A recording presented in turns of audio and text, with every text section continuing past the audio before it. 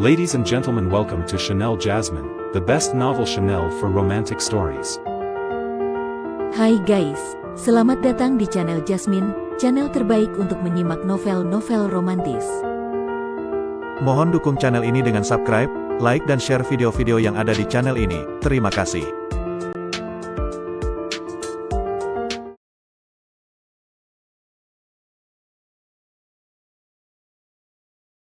Perintah Kaisar Naga bab 4640, 4641, 4642. Ini, melihat formasi yang sudah lenyap, Qian Yue dan kakak Yao Mei tertegun.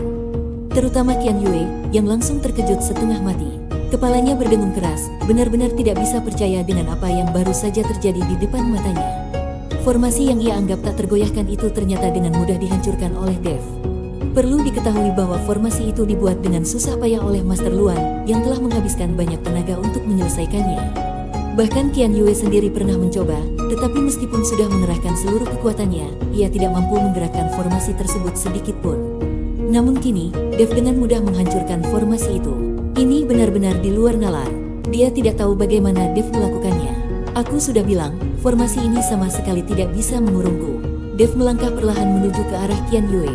Mata Qian Yue dipenuhi dengan ketakutan, ia terus mundur ke belakang.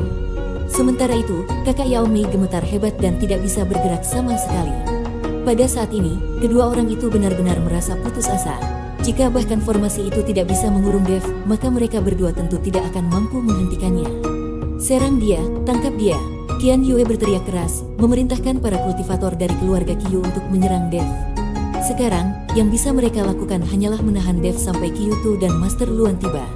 Dengan begitu, mereka dapat menjatuhkan Dev sekaligus. Melihat itu, belasan kultivator langsung menyerang Dev secara serentak. Sementara Qian Yue dan kakak Yao Mei dengan panik berlari keluar dari tambang, melompat ke arah puncak gunung. Sebagian besar dari belasan kultivator keluarga Qiu itu hanyalah berada di tahap ketiga atau keempat alam kesengsaraan.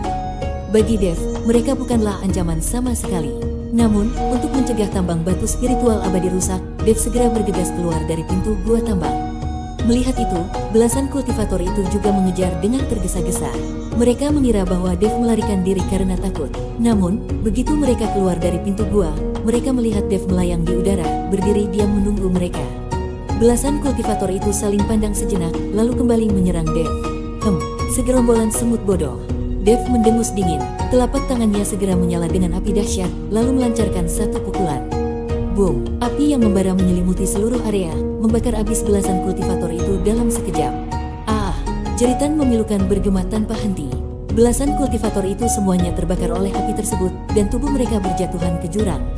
Jeritan mengerikan itu membuat Qian Yue dan kakak Yao Mei yang sedang berlari menoleh ke belakang. Ketika mereka melihat belasan kultivator itu dimusnahkan dengan satu serangan oleh Dev, keduanya hampir basah kuyup oleh ketakutan. Setelah mencapai puncak gunung, kakak Yao Mei dengan cepat menuju tempat di mana Xiong Kuo, adiknya, dan Yao Mei ditahan, lalu membawa ketiganya keluar. Kakak Yao Mei tahu bahwa satu-satunya cara untuk menyelamatkan nyawanya sekarang adalah menggunakan ketiga orang itu. Dia berniat menggunakan nyawa mereka untuk mengancam Dev agar membiarkannya pergi. Qian Yue pun berpikir hal yang sama, dan mendorong Xiong Kuo, adiknya, serta Yao Mei ke depan. Setelah memusnahkan belasan kultivator keluarga Qiu, Dev pun mendarat di puncak gunung. Dev, pergilah segera, ini jebakan yang dibuat untukmu. Melihat Dev, Yao Mei langsung berteriak dengan suara lantang. Yao Mei tidak tahu bahwa formasi yang ditujukan untuk Dev itu sudah dihancurkan olehnya.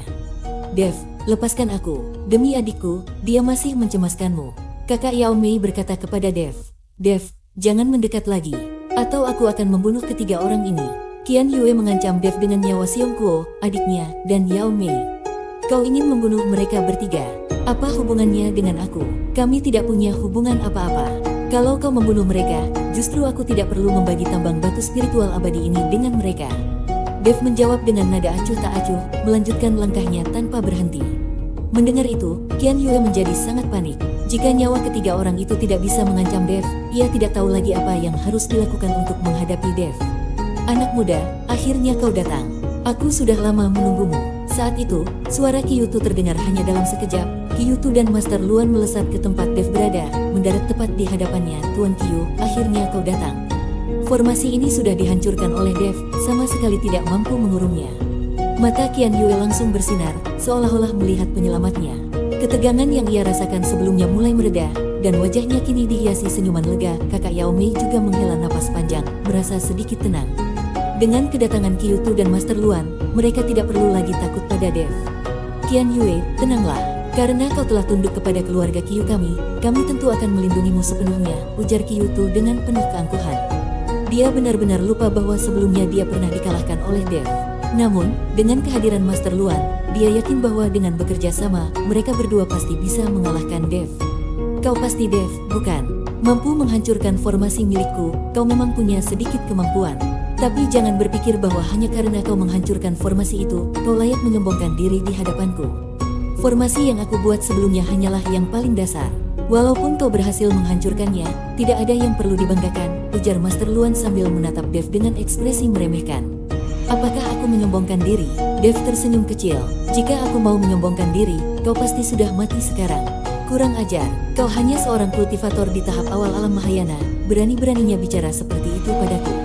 Bahkan 3 jenderal binatang pun harus menunjukkan rasa hormat saat bertemu denganku. Siapa kau berani bertindak sombong di depanku? Master Luan membentak dengan suara lantang. Sebagai seorang ahli formasi tingkat tinggi, Master Luan memiliki kedudukan yang sangat tinggi di kota binatang. 3 jenderal binatang pun berusaha menariknya, dan tidak ada yang berani menyinggungnya. Namun kini, Dev, seorang kultivator di tahap awal alam Mahayana, berani berbicara seperti itu kepadanya. Wajar saja jika dia merasa marah. 3 jenderal binatang, memang hebat. Dev mendengus dingin. Saat ini, Dev telah menembus tahap alam Mahayana, dan kekuatannya mengalami peningkatan yang signifikan.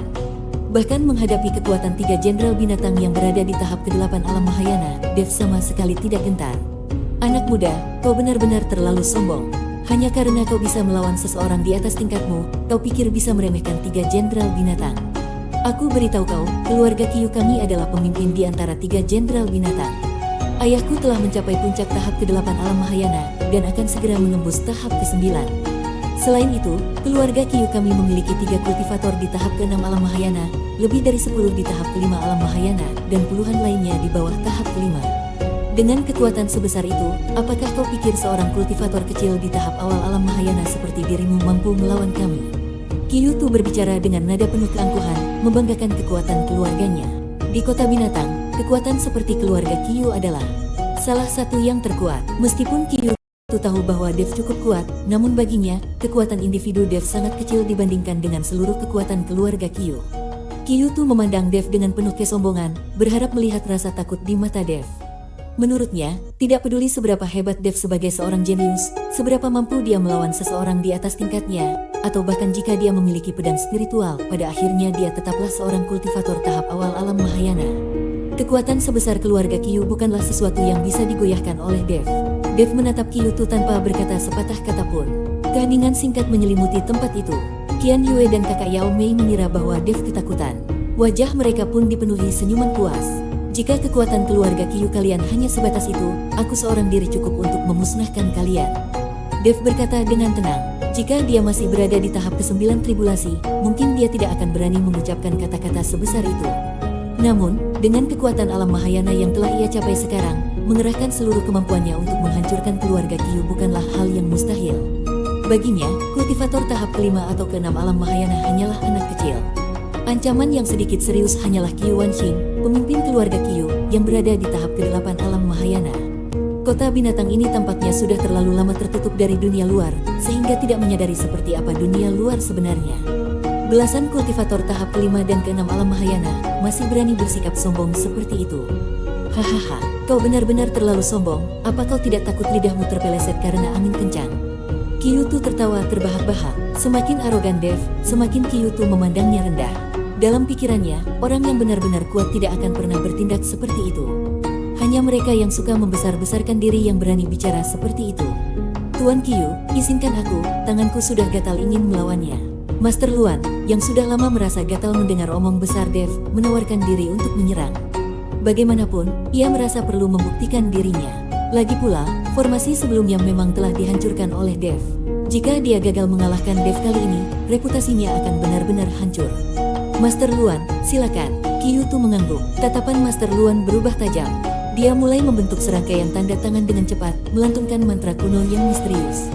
Di udara, Dua titik cahaya besar muncul dan mulai berputar perlahan, memancarkan cahaya menyilaukan yang membentuk pola formasi rumit, mengurung Dev di tengah-tengahnya. Anak muda, hanya karena kau bisa menghancurkan satu formasi milikku, bukan berarti kau bisa menghancurkan semua jurusku. Hari ini, aku akan menunjukkan padamu apa itu seni sejati dalam formasi. Nada suara Master Luan penuh rasa bangga dan meremehkan, seolah-olah dia sudah bisa melihat Dev tidak berdaya dalam formasi tersebut. Namun, menghadapi tekanan luar biasa dari formasi itu, Dev tetap tenang. Dia perlahan menutup matanya, tampak merasakan sesuatu. Kemudian, dia membuka matanya dengan tajam, memancarkan kilatan cahaya dari pandangannya. Dengan tenang, dia mengangkat tangan kanannya, menunjuk ke udara, dan melafalkan satu kata, hancurkan. Dengan satu kata sederhana itu, formasi yang tampak tak tergoyahkan mulai retak. Retakan kecil itu dengan cepat menyebar, dan dalam sekejap, formasi tersebut hancur seperti cermin yang pecah, berubah menjadi serpihan cahaya yang menghilang di udara. Dev tetap berdiri di tempatnya, jubahnya berkibar pelan, ekspresinya tetap tenang seolah-olah semua itu hanyalah angin sepoi-sepoi yang lewat. Apa? Wajah Master Luan langsung berubah pucat. Dia menatap pemandangan itu dengan tidak percaya. Formasi yang sangat dibanggakannya telah dihancurkan dengan begitu mudah oleh Dev. Dengan enggan menerima kenyataan, Master Luan kembali mengerahkan seluruh kekuatannya, mencoba membentuk formasi yang lebih kuat dan kompleks. Namun, setiap kali formasi hampir selesai, Dev selalu menemukan celah dan dengan mudah menghancurkannya. Master Luan, tampaknya formasi-formasimu tidak seberapa, ya, ujar Dev sambil tersenyum tipis, nada suaranya penuh percaya diri. Wajah Master Luan berubah-ubah, dari hijau menjadi putih. Dia tahu bahwa jika dia terus mencoba, dia hanya akan mempermalukan dirinya sendiri. Akhirnya, dia menarik napas panjang, melepaskan semua energinya, tubuhnya sedikit gemetar. Jelas sekali bahwa dia sangat terkejut dengan kemampuan Dev. Tuan Qiyu, aku tidak mampu, katanya pelan, dengan nada penuh rasa malu dan kekalahan. Melihat itu, Qiyu Tu merasa campur aduk. Awalnya dia yakin bahwa Master Luan bisa dengan mudah mengalahkan Dev. Tapi kenyataannya sungguh di luar dugaannya. Qian Yue dan kakak Yao Mei, yang menyaksikan semua itu, hanya bisa melongo. Sekarang, jelas bahwa kemampuan Dev dalam seni formasi jauh melampaui Master Luan. Xiong Kuo, adiknya, dan Yao Mei merasa sangat lega. Melihat Dev mampu menghancurkan formasi Master Luan dengan mudah, mereka mulai merasa bahwa harapan mereka untuk selamat semakin besar. Anak muda, kau memang punya sedikit kemampuan, kata Qiyu Tu sambil mengerutkan alis. Formasi kacangan seperti itu, berani-beraninya disebut seni formasi. Benar-benar lucu, ujar Dev dengan nada meremehkan sambil melirik Master Luan. Namun, bukannya marah mendengar hinaan Dev, Master Luan justru menatapnya dengan pandangan yang lebih rumit.